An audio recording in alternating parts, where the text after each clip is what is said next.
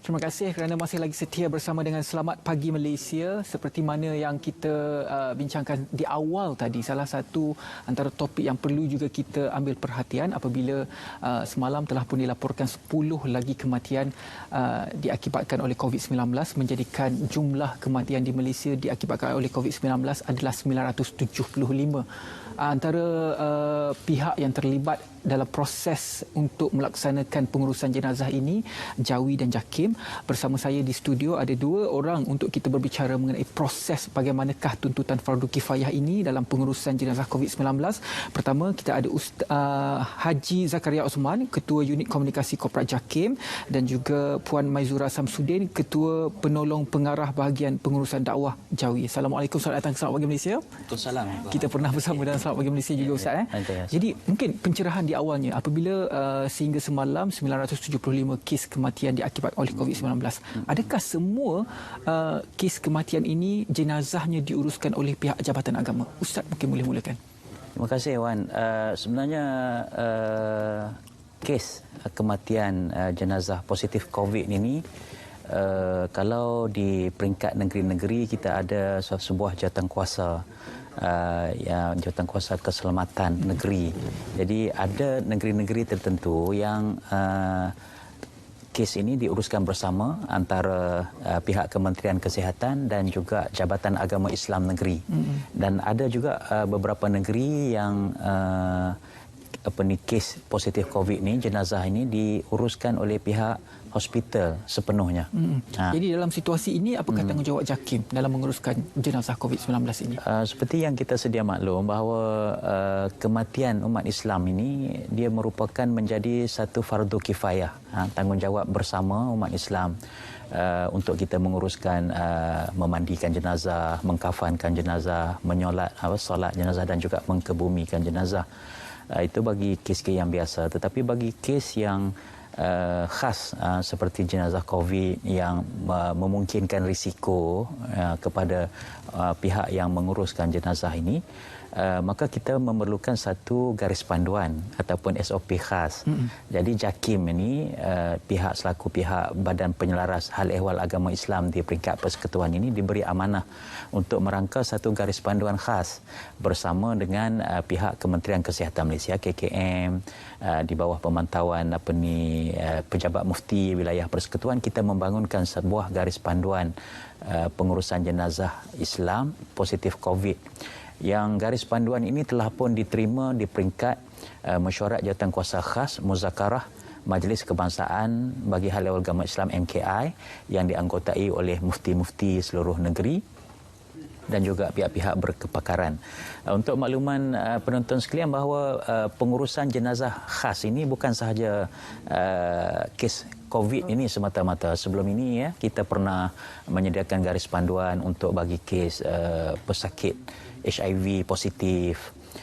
Kita juga pernah menguruskan kes-kes seperti mangsa jenazah MH17 satu ketika dulu yang ditembak, dan ada juga kes-kes helikopter terhempas. Ini jadi kita menyediakan garis panduan ini sebab dia memerlukan satu kaedah yang khusus. Di peringkat Jawi pula, sehingga hari ini sudah berapa jenazah diuruskan oleh pihak Jawi dan bagaimanakah prosesnya? Dan mungkin kalau penonton nak tahu juga bagaimanakah untuk mendapatkan khidmat nasihat Jawi tentang SOP khas ini terhadap jenazah-jenazah yang orang katakan special, memerlukan pengurusan yang istimewa ini. Ya, terima kasih, Wan. Setakat ini sehingga semalam kita menguruskan seramai 189 jenazah yang meliputi di 9 buah hospital.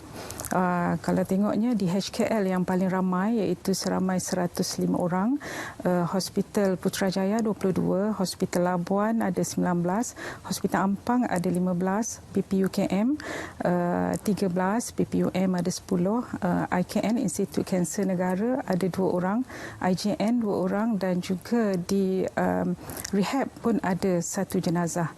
Itulah setakat semalam, dan hari ini pun ada lagi. Saya pun pukul 2 nanti pun akan akan ada lagi kita akan urus jenazah di Hospital Kuala Lumpur. Untuk pengurusan jenazah COVID-19 ini, biasanya kami tim yang bertugas untuk wilayah persekutuan di bawah Jabatan Agama, kita ada ketua penyelaras yang mengurus. Biasanya kami akan mendapat calling daripada ketua penyelaras pada jam 10 malam, lebih kuranglah, untuk siapa tim yang akan bertugas pada esoknya dan di mana tempatnya. Dan SOP-nya kita akan patuh selalunya kerjasama dengan hospital yang tempat kita bertugas. Pihak hospital memang memberi kerjasama yang sangat baik untuk, dan macam orang kata macam sebahagian daripada petugas hospital bila kita ke jabatan forensik di hospital berkenaan. Jadi kalau kita lihat visual di kaca TV sekarang, itu adalah proses sebahagian daripada proses pengkebumian. Jadi SOP, perbezaan SOP itu dilihatnya memang ketara. Ya, sebab jenazah yang meninggal akibat positif COVID-19 ini, dia mempunyai risiko kepada orang yang menguruskan. Jadi pihak agensi agama, khususnya JAKIM, memerlukan satu penyediaan garis panduan yang lengkap bagi memudahkan urusan dan juga menyelamatkan pihak yang menguruskan fardu kifayah ini. Secara tidak langsung, proses mengikut hukum syarak itu tetap berjalan dengan sempurna. Sebagai contoh, Hewan, kita sebut bahawa setelah pesakit itu disahkan meninggal oleh pihak hospital, jadi pasukan petugas di unit forensik ini akan menguruskan kafan jenazah tersebut melalui kaedah yang telah ditetapkan, dan setelah selesai disanitasi dan sebagainya, baru diserah kepada pasukan pengurus jenazah JAKIM dan Jawi ini. Apa yang dibuat oleh pasukan pengurus jenazah JAKIM Jawi ini ialah kita tayamum. Kita tak mandi macam biasa, jenazah biasa kita mandi, tetapi jenazah COVID positif ni kita tayamumkan dia, itu muka dan tangan. Selepas itu kita teruskan solat. Dan selesai solat pun mengikut SOP, tak boleh ramai-ramai, hanya berapa orang sahaja? Dua orang sahaja yang dibenarkan untuk menyembahyangkan jenazah.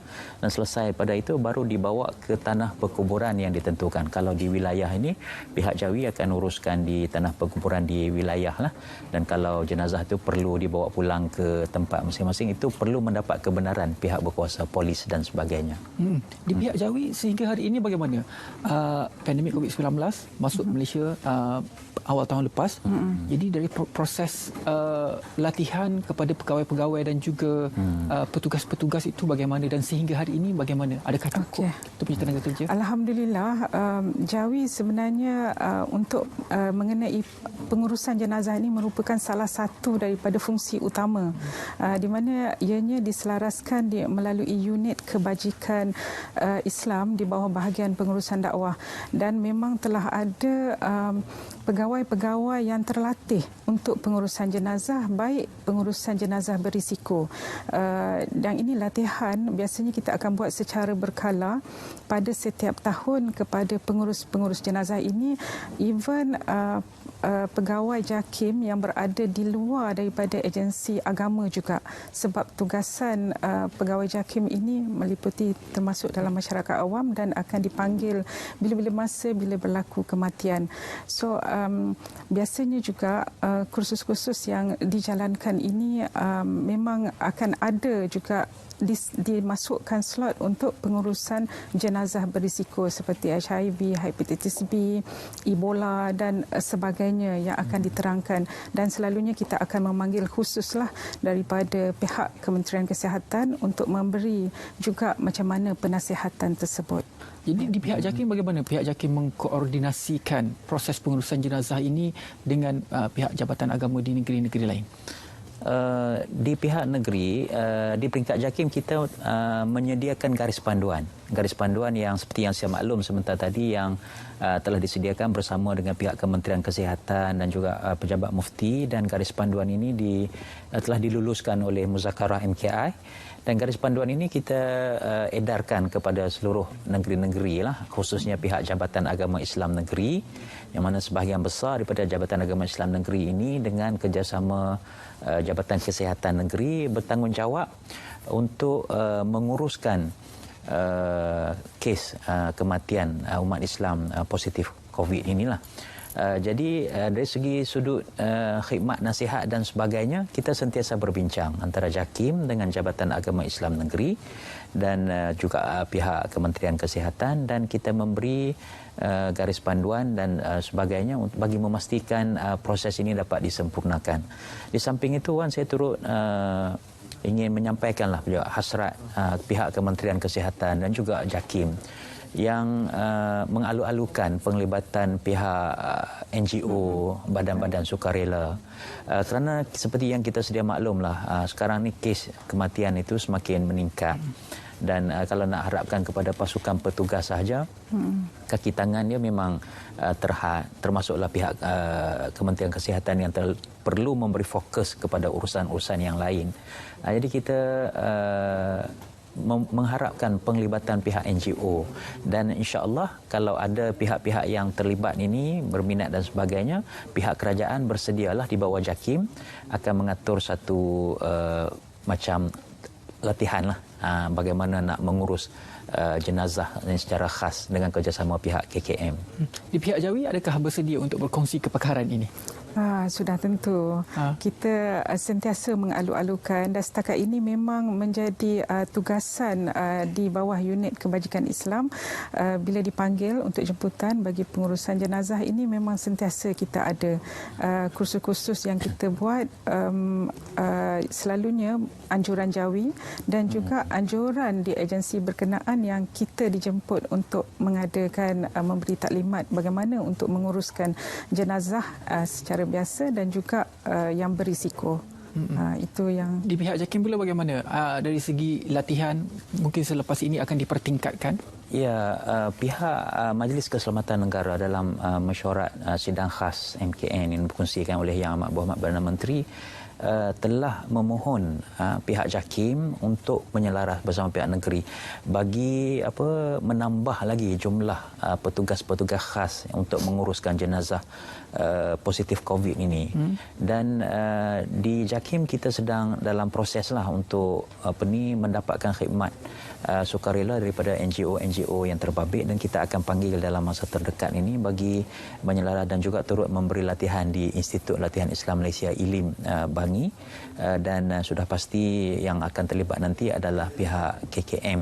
Dan Ustazah Maizurah sebagai salah seorang petugas, dia mempunyai pengalaman yang sangat luas dalam menguruskan jenazah ini. Jadi Ustazah sendiri pun boleh bagi latihan. Itu sedikit pencerahan bagaimanakah pengurusan jenazah COVID-19, tuntutan kifayah daripada perspektif JAKIM dan juga Jawi sendiri. Tahniah diucapkan kepada anda kerana menguruskan dan juga meletakkan SOP yang tetap begitu dalam kita menguruskan jenazah COVID-19.